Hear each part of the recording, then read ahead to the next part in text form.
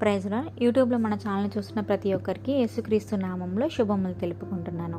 ఈరోజు మనం ధ్యానించుకోబోయే అంశము యేసుక్రీస్తు సిలువపై పలికిన 7 మాటల్లో మొదటి మాట విజ్ఞాపన.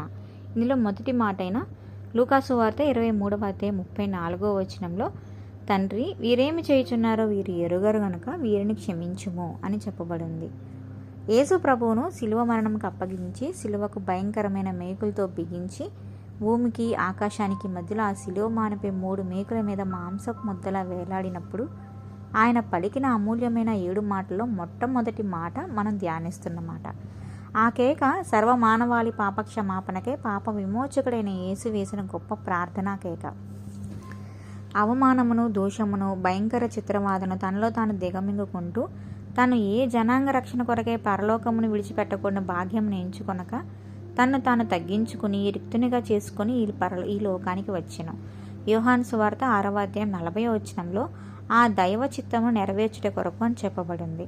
అదేవిధంగా మత్తయి సువార్త 1వ అధ్యాయం 21వ వచనంలో తన పేరులోని భావ సార్థకత కొరకు అని చెప్పబడింది. అమానుష జనం కొరకు యేసు చేసిన విజ్ఞాపన కేక ఈ కేక. ఈ కేకలో క్షమాగుణం ఉంది. ఇట్టి ప్రేమతత్వాన్ని ఎప్పుడు చూసి ఉండలేదు. తన్ను చంపుచున్నారని వారిని శిక్షించుటకు బదులుగా వారిని ప్రేమించి వారిని హింసను సహించి దుఃఖమును, వేదనను తనలో తాను అనుభవిస్తూ అనేకులకు బదులుగా విమోచన క్రయాధనంగా అర్పించుటకు ఈ లోకమును ఎరిగి ఆ సిలువ కొయ్యనే మరణశయ్యగా ఎంచి ఆ సిలువ మానే విజ్ఞాపనలు అర్పించు బలిపీఠముగా మారినట్లు ఆయన దూషించబడినయు బదులుగా దూషించక, శ్రమ పెట్టబడినయు బెదిరింపక న్యాయముగా దేవుణ్ణి తను తాను అప్పగించుకొనెను. మొదటి పేతురు 2వ అధ్యాయం 23వ వచనంలో ఈ అంశం గురించి చెప్పబడింది. ఈ మాటను మనం లోతుగా వాక్యానుసారంగా ధ్యానం చేసిన ఎల్లా ఎన్నో ఆత్మీయ భావములు పరిశుద్ధాత్మ దేవుడు మనకు బయలుపరచును. ముఖ్యంగా ఈ మాటను మనం 3 భాగాలుగా ధ్యానించవచ్చు. మొదటిగా తండ్రి, రెండవ అంశంగా వీరేమి చేయుచున్నారో వీరు ఎరుగరు, మూడవదిగా వీరిని క్షమించుము. ఇందులో మొదటి అంశమైన తండ్రి. మొదటి మాటలో మనం తండ్రిని మానవాళి పాపక్షమాపణకై ప్రార్థిస్తున్న లోక రక్షకుడైన యేసును గురించి చూస్తున్నాము. రోమా సైనికులు మన ప్రాణప్రియుడైన యేసును క్రూరముగాల్లా వేటాడుతున్న ఆయన కాళ్ళు, చేతులు ఎంతో కఠినంగా సిలువలో మేకుల్లో రక్కసంగా కొట్టిన ఈ రోమా సైనికులు వీరి దుష్కార్యములను వారి ఉద్యోగధర్మంగా భావించి ఉండొచ్చు. అంతేకాదు, వీరిని ఆ అమానుష కాండకు పురికొల్పిన అధికారులు కూడా అజ్ఞానంగానే ప్రవర్తించినట్లున్నారు. యూదా వీరికి ఆ క్రమంలోనే ప్రభువును అప్పగించడం ద్వారా తన నిజ స్వరూపాన్ని బయలుపరుచుకున్నాడు. పరిశుద్ధ గ్రంథంలో ఎక్కడా చోటు చేసుకుని ఒక భయంకరమైన దృశ్యం మనం ఇక్కడ చూస్తున్నాము. మీరు ఆదికాండంలోని ఆదాం దగ్గర నుంచి ఏ అంశాన్ని చూసినా ఇంత ఘోరమైన మానవులు జరిగించలేదు. లోకం అంతా అంధకారం, గాఢాంధకారంతో నిండుకుంది. పరమ పవిత్రుడైన యేసు ఆయన పాదాలు ఆ స్థలాలు సంచరించి ఎంతో అభాగ్యులను దర్శించడం ద్వారా వారి గృహాల్లోనికి రోగుల చెంతకు వెళ్ళిన పాదాలు ఇక ఎన్నటికీ ఎవరి గృహాలను దర్శించకుండా మరెన్నడూ అవి పాపరక్షణకై తిరగకుండా వాటిని పెద్ద మేకులతో ఆ సిలువ కొట్టేశారు.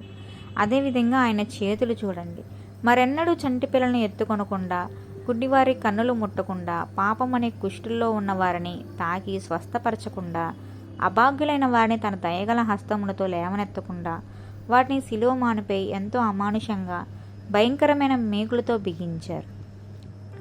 ఆ పరమవీపుని శిరస్సు, విశాలమైన నుదురు, వాటిపై స్రవిస్తున్న రక్తం ఎండిపోయి ఎంతో దయనీయంగా ఉన్నవో చూడండి.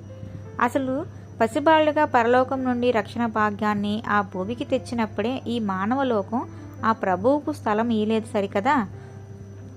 మత్తయి సువార్త 8వ అధ్యాయం 20వ వచనంలో ఈ అంశం గురించి చెప్పబడింది. హేరోదు రూపంలో ఆ పసిబాల్ని అంతమొందించడానికి కసాయి కార్యం చేయబోనుకుంది. ఆయన్ను తర్వాత కూడా వదలలేదు ఈ రాక్షసలోకం. ఇస్కరియోతు యూదా సాయంతో వచ్చి దొంగను బంధించినట్టు బంధించి జాలి, దయ, కరుణ అనేవి ఏ కోసాన లేకుండా కర్కశంగా భూమిని దున్నినట్లు వీపును దున్నిరి.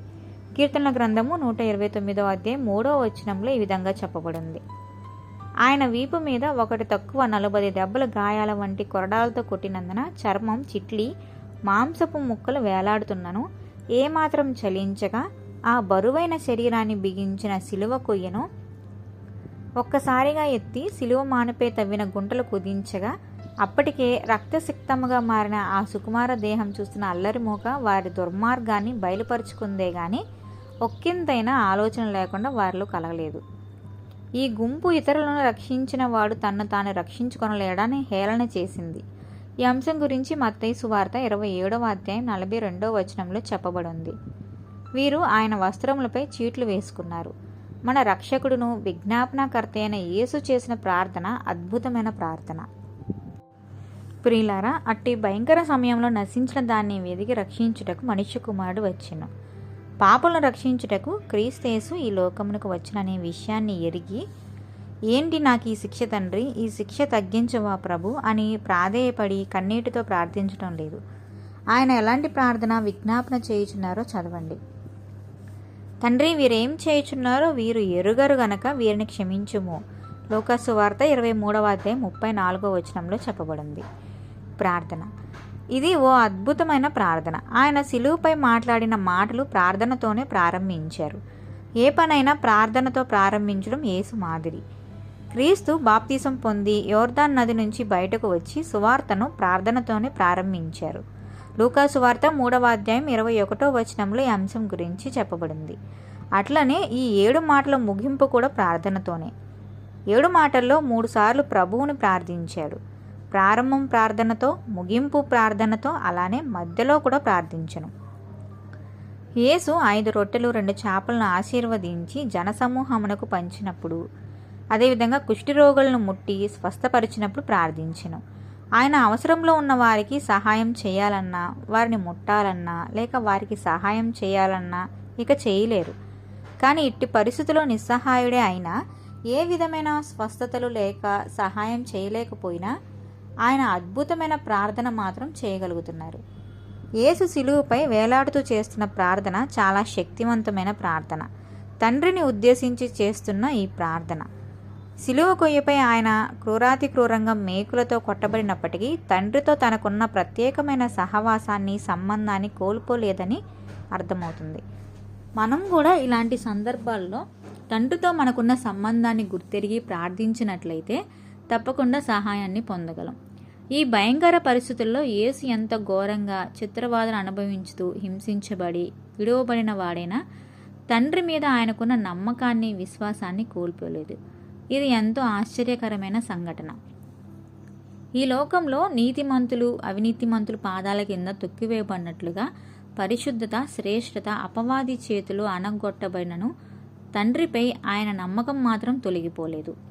ఆ చీకటి గడియలో వెలుగు రేఖ వలె ప్రకాశించెను మరియు తండ్రి మీద ఆయనకున్న నమ్మకం మరింతగా బలపడింది. అందుకే తండ్రి అని ధైర్యంగా, నమ్మకంగా ప్రార్థించగలిగారు.